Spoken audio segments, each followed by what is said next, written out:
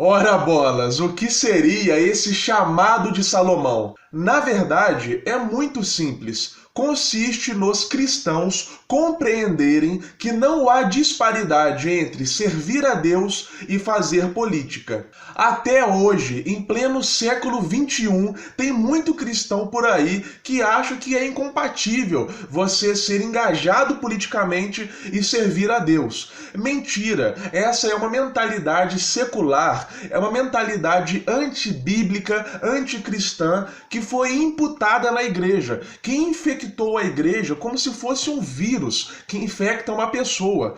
Gente, não há base bíblica nenhuma para afirmar isso. Pelo contrário, eu gostaria de ler para vocês aqui em 2 Crônicas, capítulo 9, a partir do versículo 3, que é a visita da rainha de Sabá ao rei Salomão. Diz a palavra do Senhor: vendo, pois, a rainha de Sabá a sabedoria de Salomão e a casa que edificara, olha, presta atenção nisso aqui agora, e as iguarias da sua mesa, e o assentar dos seus servos, e o estar dos seus criados, e os vestidos deles, e os seus copeiros, e os vestidos deles, e a sua subida, pela qual ele subia à casa do Senhor, ou ficou como fora de si. Gente, aquela mulher, aquela rainha ficou em êxtase por observar o governo de Salomão, por observar o reinado de Salomão. Literalmente, ela teve um encontro com o Senhor, o seu espírito transbordou ao ela ver o quão excelente era o palácio de Salomão, os servos de Salomão, a disposição do governo de uma forma em geral. Por que eu uso esse nome chamado de Salomão para convocar os cristãos a atuarem politicamente? Simplesmente porque Salomão é o melhor exemplo de todos de uma pessoa que consegue juntar em si essas duas realidades, esses dois aspectos, essas duas características, a saber, o pleno serviço ao Senhor, a plena adoração a Deus e o engajamento político, o fazer política com excelência. Salomão reinou por 40 anos de forma pacífica, mesmo em uma nação que não era homogênea. Afinal de contas, Israel era formada por 12 tribos. Não obstante, Salomão tinha uma fortuna estimada em nada mais nada menos do que 2,2 trilhões de dólares. Ou seja, Salomão era trilionário, era um bom político e era um homem de Deus.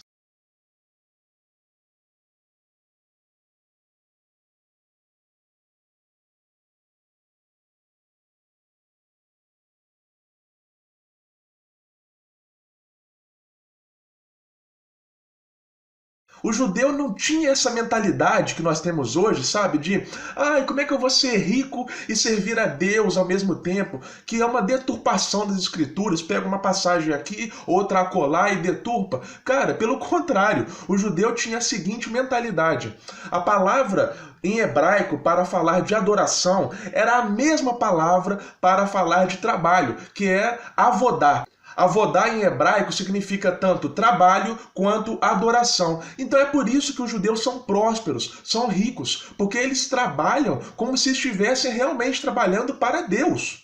Mas enfim, voltando ao assunto da política, Salomão, gente, ele foi autor de livros que estão na Bíblia, Provérbios, Cantares, Eclesiastes, e foi um excelente político. Ele conseguiu reinar de forma pacífica numa nação que não era homogênea, pelo contrário, tinham 12 tribos ali. E a rainha de Sabá, uma pessoa estrangeira, ficou maravilhada ali com a excelência do reinado de Salomão. Você imagina, gente, o quão bom que seria, o quão gratificante que seria uma pessoa de outro país vir aqui no Brasil nos visitar e entrar lá no Palácio do Planalto e ficar, nossa, realmente aqui é tudo excelente. E naquele momento a pessoa tem um encontro com Deus por causa da beleza do reinado, no caso aqui do Brasil, por causa da beleza da presidência, não é? Se isso acontecesse conosco. Foi o que aconteceu com Salomão. Salomão era tão bom no que fazia, ele era tão caprichoso no que fazia, que ele levava outras pessoas fora daquele contexto a terem um encontro com o Senhor. Para vocês verem que você falar de Deus para as pessoas não é só falar e nem apenas pegar a Bíblia e passar a recitar versículos. Não, gente. Você falar de Deus, você expressar Deus é muito mais do que palavras, é muito mais do que citar versículos. É ação, conduta. A minha vida glorifica a Deus, o meu trabalho glorifica a Deus, os meus bens glorificam a Deus. É por isso que tem uma excelente frase que fala o seguinte: pregue o evangelho a todo tempo e, se necessário for, utilize palavras. Para finalizar, gente, tem uma frase que eu ouvi da minha sogra um tempo atrás que eu nunca mais me esqueço porque exprime uma verdade enorme. Ela falou o seguinte comigo: olha só, Pedro, o boi só fica atrás da cerca porque ele não sabe a força que tem. Eu fiquei pensando naquilo e falei, gente, é verdade.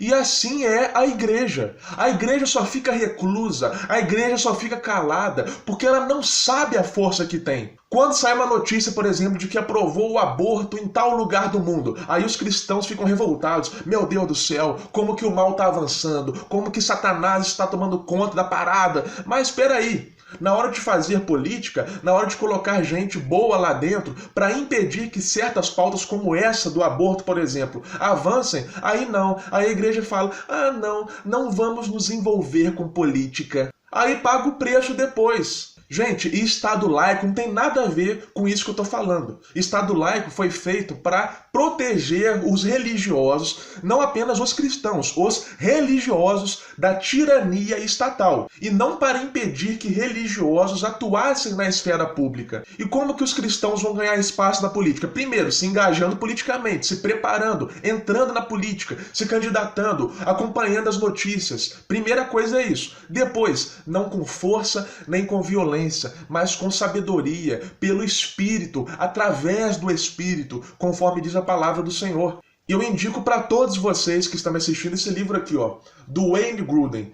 Um livro excelente, excelente mesmo. É um manual de política para cristãos. O que a Bíblia fala sobre política? Indico, podem comprar, que é excelente. Afinal de contas, a Bíblia toda se passa no contexto político, desde Gênesis a Apocalipse. Você pega o maior evento do judaísmo, por exemplo, o Êxodo. Um evento totalmente político, né? A libertação de um povo que estava escravo de uma nação. Então é um evento totalmente político mesmo. Aí vamos lá para o Novo Testamento de uma vez, vamos falar aqui direto ao ponto.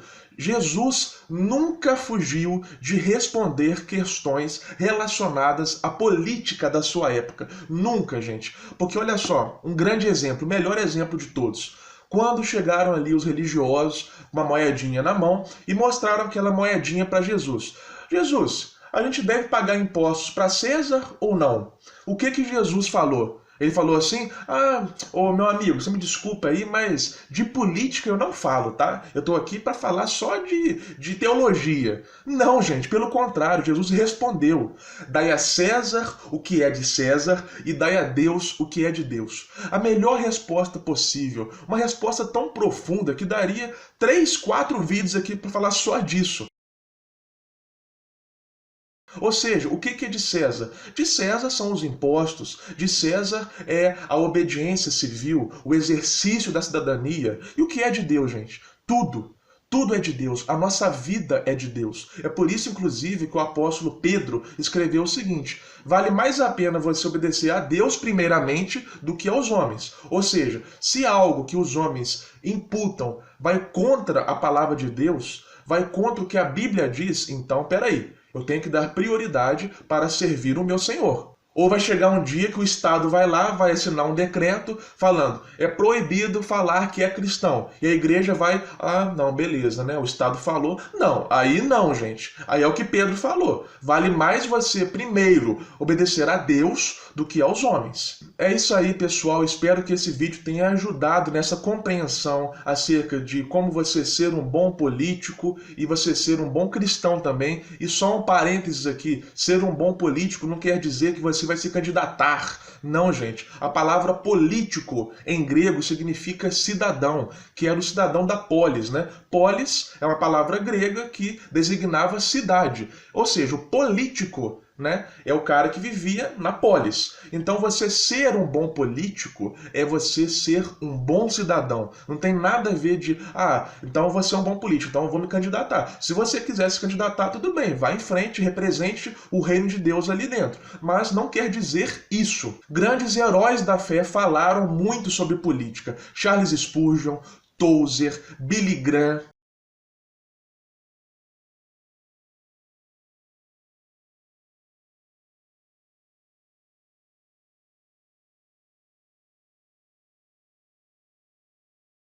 Inclusive, o avivamento promovido por John Wesley na Inglaterra salvou este país de uma revolução que deixara a França em ruínas, que foi a Revolução Francesa. Esse avivamento encabeçado por Wesley aconteceu no século XVIII. Ou seja, olha só como é que a igreja ajudou um país inteiro, a Inglaterra, no quesito político também. Então é isso, gente. Espero que vocês tenham gostado do vídeo, espero que tenha ajudado a esclarecer essas questões. Se você curtiu, deixe o seu like, compartilhe nos grupos, compartilhe para os amigos, manda para todo mundo e vamos lá, hein? Chamado de Salomão. Essa é uma convocação para os cristãos se engajarem politicamente.